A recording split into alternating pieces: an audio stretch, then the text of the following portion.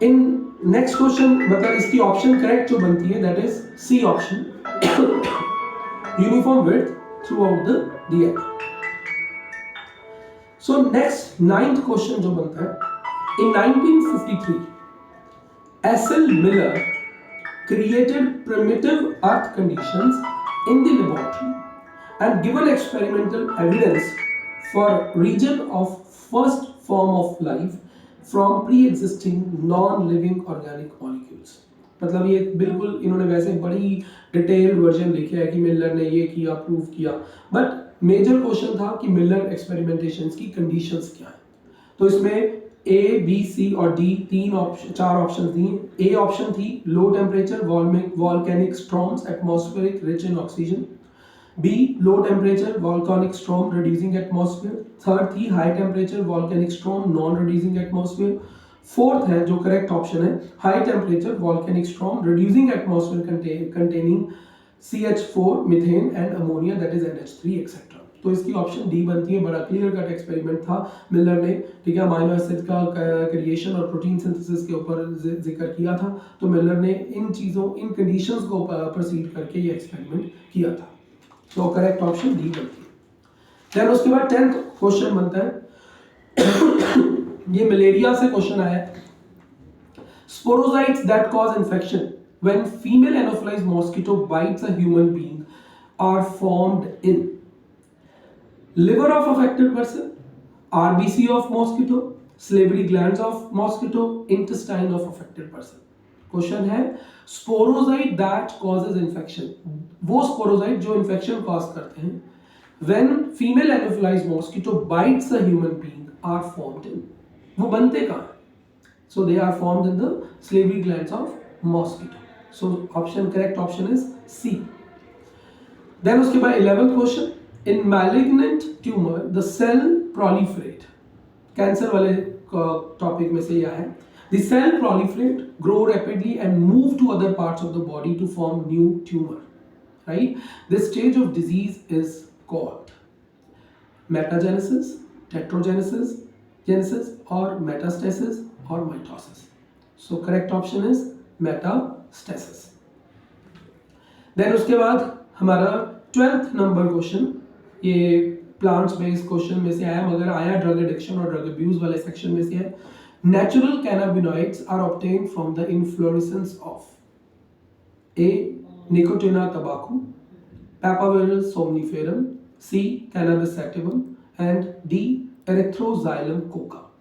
तो कैनाबिनॉइड्स की बात कर रहे हैं, so correct option is Cannabis sativa. Then उसने क्रॉप इंप्रूवमेंट वाले चैप्टर में से एक क्वेश्चन प्रोसीड किया है, that Sonalika and Kalyan Sona and are high yielding disease resistant varieties of, very clear बड़ी कॉमन एग्जांपल है वीट की, ये वैरायटीज है। तो ऑप्शन ए इसकी करेक्ट है क्योंकि ऑप्शन ए वीट है, बी ऑप्शन राइस थी, सी मिल्क थी और डी तंबाकू थी। देन उसके बाद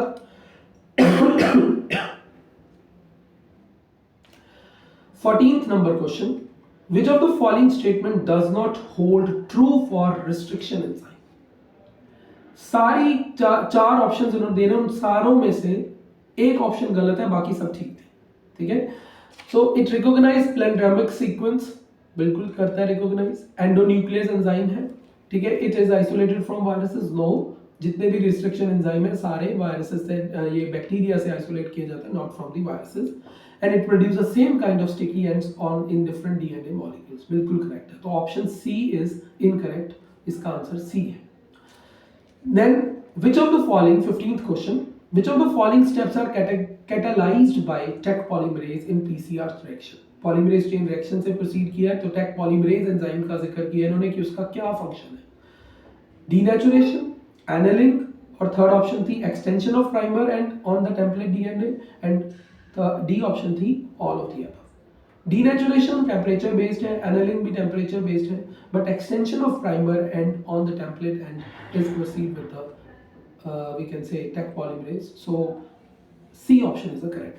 16th नंबर क्वेश्चन जो कि एमसीक्यू का लास्ट क्वेश्चन था, which of the following statements is correct about the C peptide of human insulin? अब यहाँ पर ह्यूमन इंसुलिन वाले बायोटेक्नोलॉजी चैप्टर में से ये क्वेश्चन आया है, ह्यूमन इंसुलिन जो इमेच्योर होता है उनमें तीन सेक्शंस, तीन we can say peptidyl chains दिखती हैं, ए बी और सी। जब वो सी चेन बाहर निकल जाती है तो डीएनए जो इंसुलिन है वो मैच्योर माना जाता है, which is the active one. तो 4 ऑप्शंस हैं इसमें दी गई, इन्होंने पूछा था कि करेक्ट सीक्वेंस और करेक्ट ऑप्शन चूज कीजिए। It is a part of mature insulin molecule, it is responsible for formation of disulfide bridge, it is removed during maturation of proinsulin to insulin, it is responsible for its biological activity। C peptide जो है ना ही वो biological activity में proceed करता है, ठीक है, insulin हर एक की डाइसल्फाइडिक बॉन्ड्स होती हैं और it's a part of mature insulin. No, C peptide part of mature insulin नहीं है, मगर ये it is removed during maturation. Yes, ये करेक्ट ऑप्शन है कि ये मैच्योरेशन की दौरान निकल जाती है ये वाली पेप्टाइडल चेन और हमारे पास जो मिलता है हमारा and product, that is a mature insulin. तो ये 16 क्वेश्चन थे एमसीक्यू में। अब हमारे पास आते हैं true false, right. 1 2 3 4 5 and 6 true false थे। तो पहला क्वेश्चन था keeping animals in zoological park is an important cause for loss of biodiversity. No, वहां तो प्रोटेक्शन हो रही है, ठीक है, तो ये फॉल्स है क्वेश्चन आंसर इसका। Sexual reproduction involves information involve the formation and fusion of gametes। yes, बिल्कुल true है।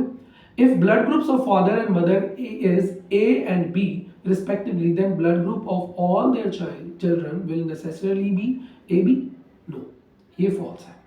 rhizobium lives in symbiotic association in the root nodules of leguminous plants and helps in fixing atmospheric carbon dioxide।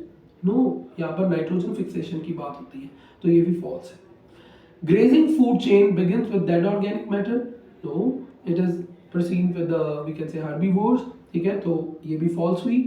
then hazardous waste products or which is produced by the hospital is commonly known as e-waste। no, वो bio waste होता है, तो इसलिए ये false statement है। e-waste होता है जो electronic waste होते हैं। अब बारी आती है filling the blanks। filling the blanks again 1 2 3 4 5 6 filling the blanks।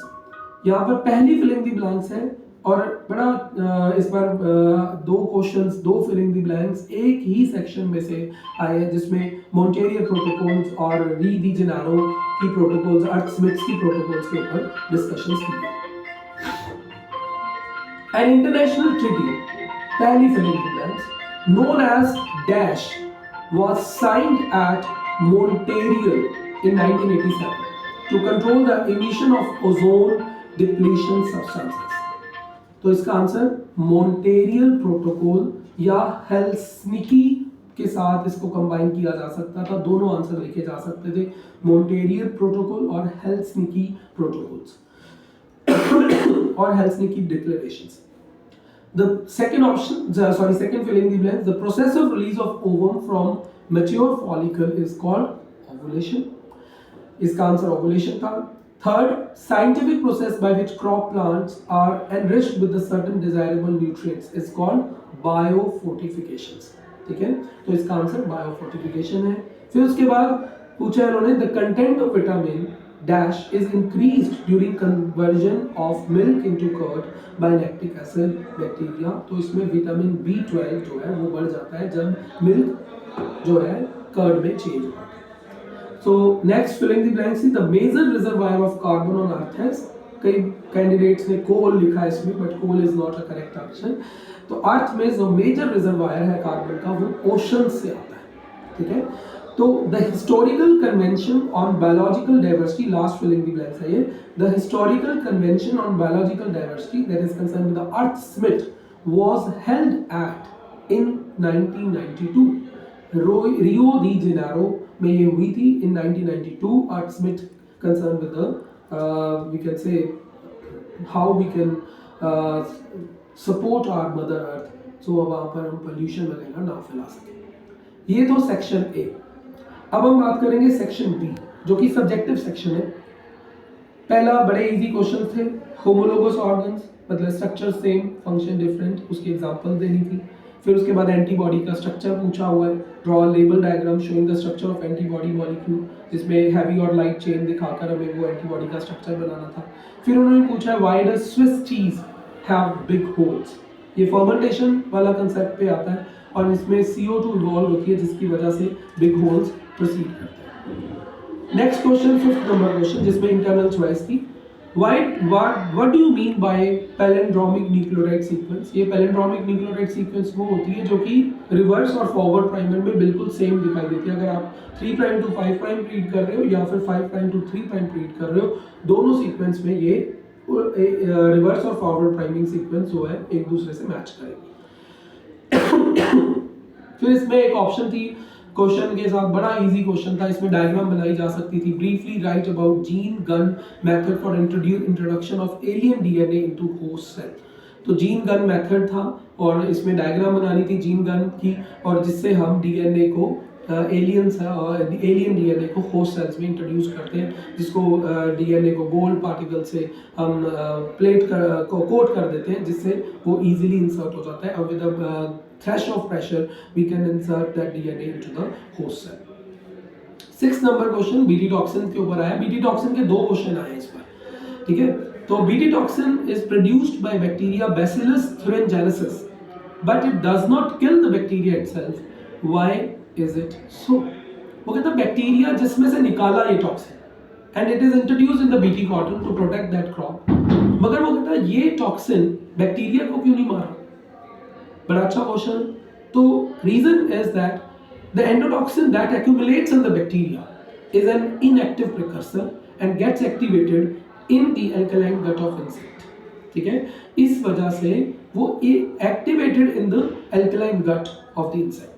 तो ये इसका रीजन था कि why is it so कि बीटी टॉक्सिन जो है it does not kill the bacteria itself, ठीक है। तो इसलिए इसको हम प्रोसीड कर रहे हैं कि ये बैक्टीरिया को नहीं मार रहा है, ये BT toxin it is used for the protection for the we can say BT cotton को प्रोड्यूस करने के लिए यूज किया जा सकता है। 7th क्वेश्चन, हाइबरनेशन और एस्टिवेशन, समर स्लीप और winter sleep. Then alien species invasion, कहते हैं इंपॉर्टेंट एस्पेक्ट है लॉस ऑफ डाइवर्सिटी का। यस बिल्कुल, क्योंकि कई ऐसी एलियन स्पीशीज हैं जो हमारी प्रेजेंट डाइवर्सिटी को खराब कर रही है, उसके ऊपर उसमें सूटेबल एग्जांपल देनी थी। वाटर हैस्टिन की भी दी जा सकती है, टेरर ऑफ बंगाल की यहाँ एग्जांपल दी जा सकती थी। फिर उसके बाद 8वां क्वेश्चन था स्पर्म के ऊपर कि draw label diagram of sperm. फिर उसके बाद आता है 9वां question, removal of gonads can not be considered as a contraceptive options, why? क्योंकि जो रिमूवल ऑफ गोनाड्स का कंसेप्ट है वो सर्जिकल मेथड है।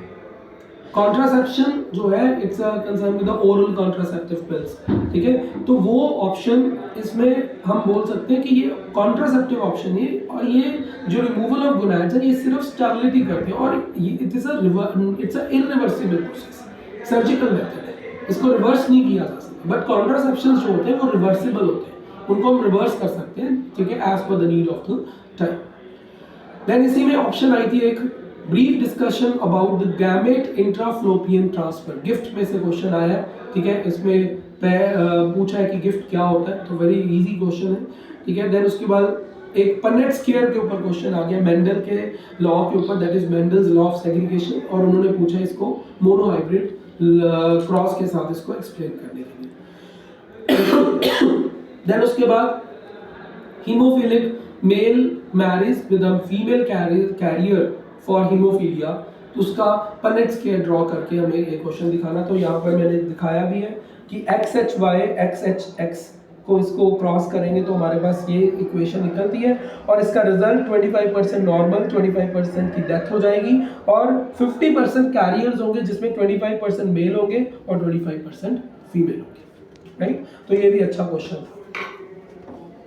फिर उसके बाद उन्होंने क्वेश्चन पूछा लैक ऑफ पेरेंट्स से। वो कहता इन द मीडियम वेयर इक्वलाइन was growing lactose was added which induced the lack of parent. Then why does lack of parent shut down some time after the addition of lactose in the medium?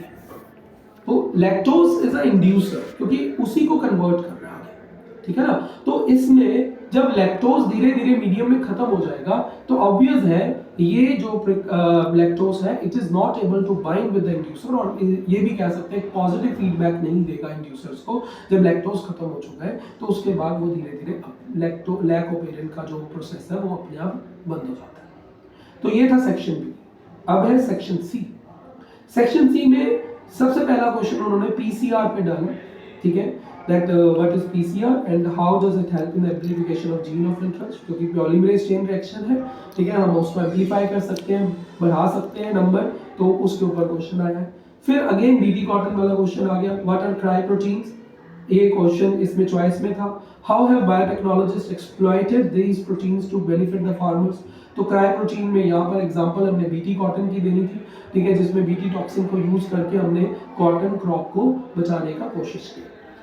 Then third very important question Hershey Chase experimentation के ऊपर आया, जिसमें sulphur 35 और phosphorus 32 का जिक्र किया, और इन्होंने क्वेश्चन बड़ा थोड़ा सा घुमा के डाला है। उन्होंने पूछा differentiate between DNA and proteins in their experiment. Hershey and chase ने दोनों को एक्सप्लेन किया था। क्यों? क्योंकि इस एक में बैक्टीरियोफाज की कोट को कोट किया था और एक में डीएनए को कोट किया था। तो वहां से ये दोनों पूरा वो वाला एक्सपेरिमेंट हमें एक्सप्लेन करना था, उसमें लास्ट में जाके रेडियो एक्टिविटी के कंसेप्ट पे इसको एक्सप्लेन करना था। देन इंडस्ट्रियल मेलानिज्म के ऊपर क्वेश्चन आया है, explain how melanin in moth as a result of industrialization in England works as a support evidence in favor of evolution by natural selection। natural method natural selection का question है industrial melanism के ऊपर, तो ये भी अच्छा question था। Moth को एक्सप्लेन करना था concern with the melanisation concept of due to the industries. 15 question था name the causing agent of typhoid Salmonella typhi, ठीक है, इसके सिम्टम बताने थे, मोड ऑफ ट्रांसमिशन बताना था। तो ये बड़ा अच्छा क्वेश्चन था और बड़े अच्छे मार्क्स मिल सकते थे इसमें, हम पूरा एक्सप्लेनेशन दे सकते थे सिम्टम्स की और मोड ऑफ ट्रांसमिशन की। एक इसी में इंटरनल चॉइस थी जिसमें बता क्वेश्चन था briefly describe various steps involved in the plant breeding.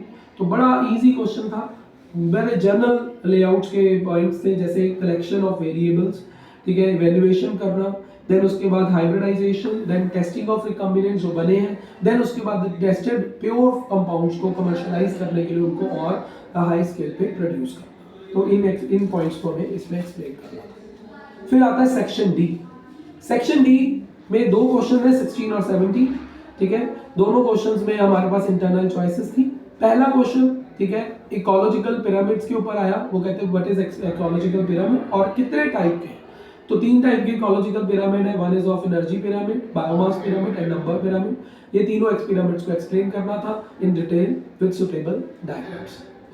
फिर आ गया इसी में इंटरनल चॉइस, जो ये बड़ा कॉमन में क्वेश्चन एनसीईआरटी का सेम डायग्राम इन्होंने यहाँ का क्रॉप करके डाला है, that is concern with the we can say biomagnification. तो ये बिल्कुल सेम क्वेश्चन और सेम डायग्राम इन्होंने यहाँ कोट की है क्वेश्चन पेपर में। तो क्वेश्चन ये डायग्राम बिल्कुल करेक्ट, कुछ मिसिंग नहीं था, कोई फिलिंग दी ब्लैंक्स नहीं थी, पूरा डीडीटी का एग्जांपल दिया है, यही डीडीटी का एग्जांपल आपके सिलेबस में है और यही इन्होंने एक्सप्लेन किया है। 3 क्वेश्चन बता दिए कि what does this diagram represent, biomagnification. फिर उसके बाद दूसरा question define the process represented by this diagram. Biomagnification को रिप्रेजेंट करना था बट इसमें एक्सप्लेनेशन देनी थी डीडीटी की कि कैसे वो 0.03 ppb से 25 ppm तक पहुंच जाता है। Then after why does this happen, तो ये क्यों होता है उसका रीजन बताना था। बायोमैग्निफिकेशन के कंसेप्ट थे, ठीक है, तीनों कंसेप्ट बायोमैग्निफिकेशन से, मतलब कि सिंपल अगर कहें कि बार बार उन्हीं क्वेश्चन को थोड़ा सा मोल्ड कर करके पूछा गया। रीजन मतलब 3 चीजें, व्हाई, व्हाट एंड हाउ, इन चीजों को उन्होंने प्रोसीड किया concept with the biomagnification. 17th question जो मैंने अभी भी हाईलाइट किया था कि इसका क्वेश्चन इन्होंने ऑब्जेक्टिव में भी डाला है। Observe the given diagram and answer the following question। तो इसमें ये पूरा एक ओव्यूल का स्ट्रक्चर दिखाया है, ठीक है, इंटरनल स्ट्रक्चर, जिसमें micropyle, chalaza, antipodal cell, polar cell, egg, filiform operators, synergidal cell, ठीक है, एग सेल, इसके बारे में जिक्र करना था। और इसी पे क्वेश्चन है what does this diagram represent, फिर उसके बाद लेबल द फॉलोइंग पार्ट्स, एंटीकोडल और सिनर्जाइडल को पूछा हुआ था। तो यहाँ पर इन्होंने ये दोनों, ये एंटीकोडल है क्योंकि शारजा के पास एंटीकोडल होते हैं, तो ये दो तीनों सेल्स एंटीकोडल थे। तो यहाँ पर दो सेल्स जो है ये सिनर्जाइडल थे, ये एक्स सेल है, ठीक है। तो ये सिनर्जाइड, ये एंटीकोडल। फिर उसके बाद उन्होंने पूछा what is the fate of particular part of this particular ovule after fertilisation. बड़ा अच्छा question. Polar nuclei, synergids, egg cell और antipodal. Polar nuclei and synergid धीरे धीरे डीजनरेट कर जाते हैं, ठीक है। देन एग सेल जो है वो हमारा सीड बनाता है, एंड एंटीकोडल सेल्स धीरे धीरे ये भी जो हमारे पोलर न्यूक्लियाई डीजनरेट नहीं करते, पोलर न्यूक्लियाई जो है वो हमारा एंडोस्पर्म बनाते हैं, राइट। एंड जो अपना सिनर्जाइडल सेल्स हैं वो डीजनरेट करते हैं, एंटीकोडल सेल डीजनरेट करते हैं न्यूट्रिशन दे देकर। एग सेल जो है वो सीड बनाता है, और पोलर न्यूक्लियाई जो सेंटर में दो सेल होते हैं वो जो है वो अपना एंडोस्पर्म को जन्म देते हैं, ठीक है। इसी में इंटरनल चॉइस थी एक क्वेश्चन की में, जिसमें उन्होंने पूछा explain the structure of human female reproductive system with the help of label diagram. बड़ा इजी क्वेश्चन था, पूरा ह्यूमन फीमेल रिप्रोडक्टिव सिस्टम को एक्सप्लेन करना था। That's it. ये एक क्वेश्चन पेपर था हमारा +2 बायोलॉजी का 2023 का। होप आपको सारी क्वेरीज आपके इस क्वेश्चन पेपर की सॉल्व हुई होंगी, और इससे आप एक अपना बैकअप भी ले सकते हो कि हमारे कितने मार्क्स बनते हैं, या हम कितने बैरियर तक अपने मार्क्स की बैरियर कितना क्रॉस कर पाए हैं। Thank you and goodbye, नमस्कार।